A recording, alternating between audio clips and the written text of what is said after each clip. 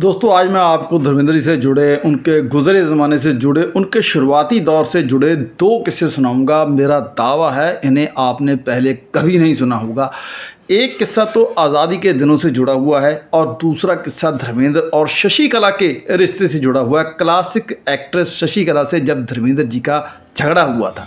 दोस्तों आज का पहला किस्सा है जब धर्मेंद्र के साथ गांव में एक लड़की थी जो साल 1947 के बंटवारे के जिसे पाकिस्तान जाना पड़ा था, कैसे धर्मेंद्र के बाबूजी उसे घर पर लाए और कैसे उसे रेफ्यूजी कैंप के हवाले किया गया। तो वो किस्सा ऐसे है कि वो साल था 1947, धर्मेंद्र जब 8th स्टैंडर्ड में पढ़ते थे।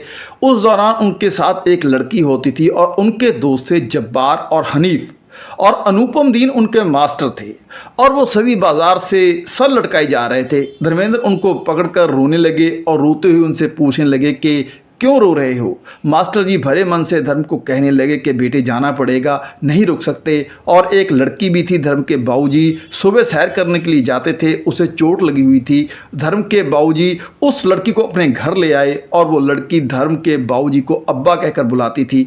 वो लड़की धर्म के परिवार से इतना रचमिच गई थी कि जिस दिन धर्म का परिवार उस लड़की को काफिले में छोड़ने के लिए गए तो वो लड़की, शायद धर्म का सारे परिवार उसे देखकर बुरी तरह रोने लगे थे। दरअसल वो लड़की नहीं जा रही थी और उनके हाथ छुड़ाकर उसे ले जाया जा रहा था। धर्म के साथ साथ वो पूरे पंजाब के लिए सबसे ज्यादा दुखदाई दिन थे और धर्म भी खुद कहते हैं कि वो वक्त बहुत भयंकर वक्त था। उन्होंने कहा था कि उससे ज्यादा भयंकर वक्त उन्होंने कभी नहीं देखा। भले ही धर्मेंद्र उस वक्त 8वीं क्लास में पढ़ते थे, बच्चे ही थे, लेकिन इतने छोटे भी नहीं थे कि कुछ महसूस ना कर सकते हों।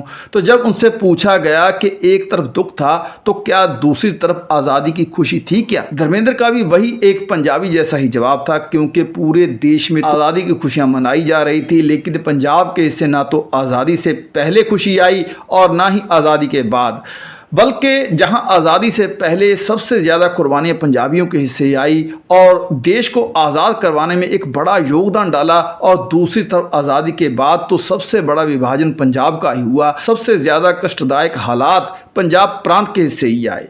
खैर, बात हम धर्मेंद्र की कर रहे हैं। जब धर्मेंद्र से पूछा गया कि एक तरफ दुख था और दूसरी तरफ आज़ादी की खुशी थी क्या आपको, तो धर्मेंद्र ने अपने जवाब में कहा था कि खुशी मिली आज़ादी की, मगर ये जो इतना बड़ा दर्द था वो उसमें दबी रह गई। ब्रिटिश गवर्नमेंट थी, मेरे बाबूजी स्कूल टीचर थे, तो मेरी माँ मुझे खादी पहनाकर तिरंगा झंडा देकर बोलती थी कि जाओ, और शाम को बाबूजी लौटते थे और मेरी माँ को बोलते थे कि तू मुझे नौकरी से निकलवाएगी।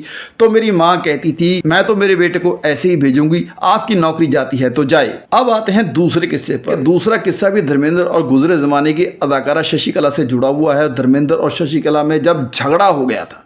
दरअसल दोस्तों, धर्मेंद्र और शशि कला का रिश्ता एक अलग तरह का था।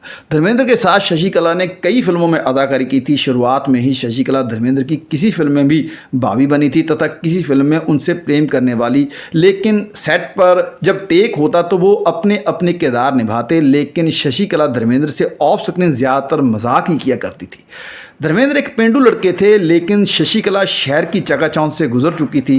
धर्मेंद्र पहले पहले तो शशि कला से बहुत शर्माया करते थे, लेकिन शशि कला उतना ही धर्मेंद्र को तंग करती रहती। धर्मेंद्र एक दिन सेट पर उनके देवर के किरदार में थे। शूट खत्म हुआ तो धर्मेंद्र कहने लगे कि घर की बहुत याद आ रही है, जैसे उस दिन सीन में खाने का दृश्य फिल्माया गया था, शायद इसलिए उस दिन वो घर के खाने को मिस कर रहे थे। शूट पर जब लंच समय आया तो शशि कला उस दिन धर्मेंद्र को कहने लगी कि आज तुम लंच मत करना, मैं घर जाकर आती हूँ, उसके बाद दोनों इकट्ठे लंच करेंगे। घर जाते वक्त शशि कला को लगा कि मेरे पीछे धर्म कहीं खाना खा ना ले, तो इसलिए वो जाते जाते वो धर्म को फिर बोल गई कि देखो धर्म कहीं धोखा मत दे देना, आज दोनों इकट्ठे खाना खाएंगे। शशि कला को गए 2 घंटे बीत गए।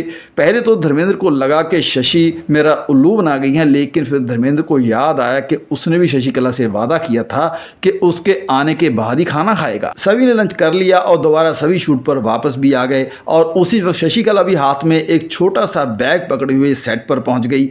शशि ने धर्मेंद्र से आते ही कहा कि आ जाओ आकर खाना खा लो।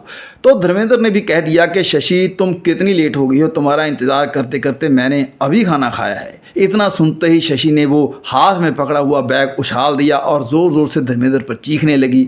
उसी पर धर्मेंद्र भी कहने लगे कि नहीं नहीं, मैंने खाना नहीं खाया, मैं मजाक कर रहा था। लेकिन तब तक शशि रोते हुए बोलने लगी थी कि मैं घर जाकर तुम्हारे लिए खाना बनाकर लाई हूँ और तुम्हें बोल कर गई थी कि दोनों इकट्ठा खाना खाएंगे और तुमने अकेले ही खाना खा लिया। धर्मेंद्र के साथ साथ सेट पर सभी लोग शशि को मनाने लगे। जब शशि को यकीन हो गया कि धर्मेंद्र ने सच में खाना नहीं खाया, तब कहीं जाकर शशिकला मानी और उस दिन शूटिंग बहुत लेट हो गई थी। लेकिन धर्मेंद्र के साथ साथ शशिकला के साथ उस दिन खाने में कई लोगों ने कंपनी की। सभी खाना खा रहे थे और शशि से मजाक कर रहे थे कि आगे से तुम्हारे सारे कहने मानने पड़ेंगे, नहीं तो तुम्हारी गालियां कौन सुनेगा। तो दोस्तों आज के लिए इतना ही। और किस्से कहानियां सुनने के लिए चैनल को सब्सक्राइब करके बेल आइकन को दबा दें ताकि आपको नोटिफिकेशन मिलते रहें। धन्यवाद।